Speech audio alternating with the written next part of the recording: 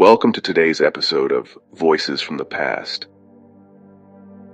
Have you ever felt like your prayers didn't matter? Like your small efforts could never impact the world? Well, get ready to be inspired. Because today we're diving into the untold story of how one woman's secret prayer changed the course of history, and how God used a humble, bedridden woman to ignite a global revival. But first, let's talk about the man at the center of this story, Dwight Lyman Moody, or D.L. Moody. Moody was one of the greatest evangelists of the 19th century. Born in 1837 in Northfield, Massachusetts, he grew up in poverty after his father passed away when Moody was just 4. Despite only receiving a basic education, he went on to found schools, a publishing house, and the Moody Bible Institute. But his greatest work was in preaching the gospel.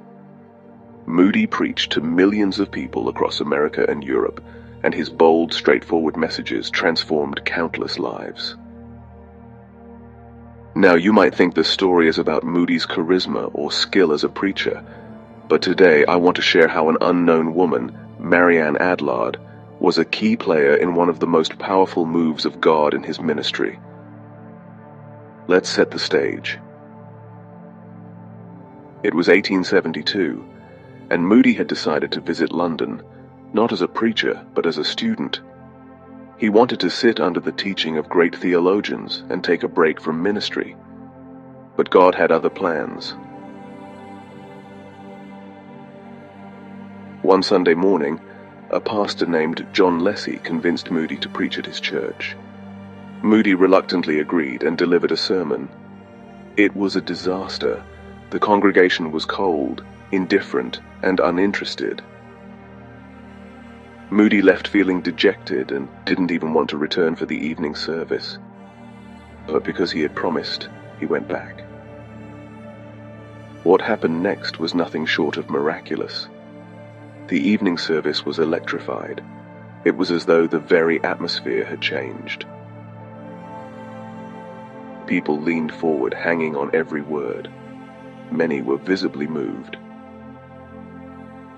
And when Moody gave an altar call, over 200 people stood to give their lives to Christ. In disbelief, Moody asked them to sit back down, thinking they hadn't understood. He explained the commitment in detail and gave the call again. Even more people stood up this time. Shocked and humbled, Moody asked those interested in salvation to meet him in a separate room after the service.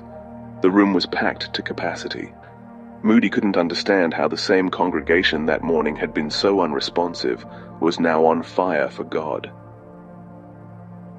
He left London, but kept hearing from Pastor Leslie about the revival that had broken out.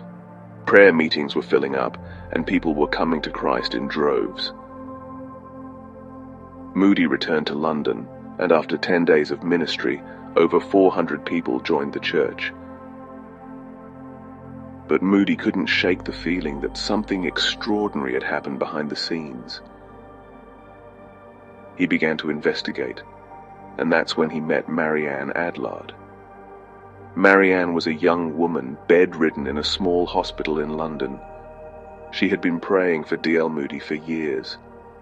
When she learned he had preached at her church that Sunday morning, she recognized it as a divine appointment. She told her sister, "Had I known, I would have eaten nothing and spent the entire day in prayer."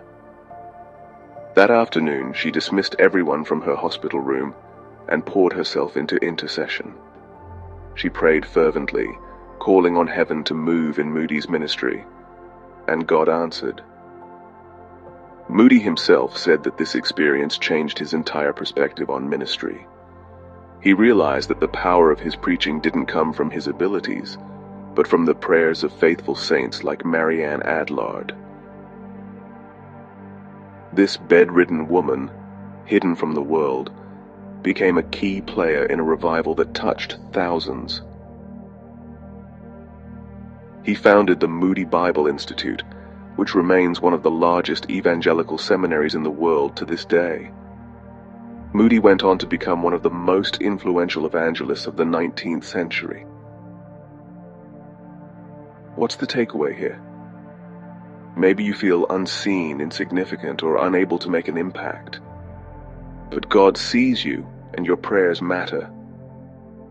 Marianne's story reminds us that you don't need to stand on a stage to change the world. Whether you're in a hospital bed, a prayer closet, or the back pew of a church, God can use you to bring revival.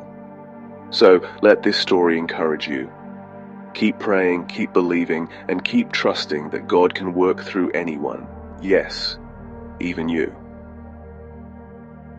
Remember, it's not about being visible.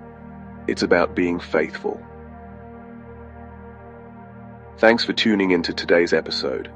If this story touched you, share it with someone who needs encouragement.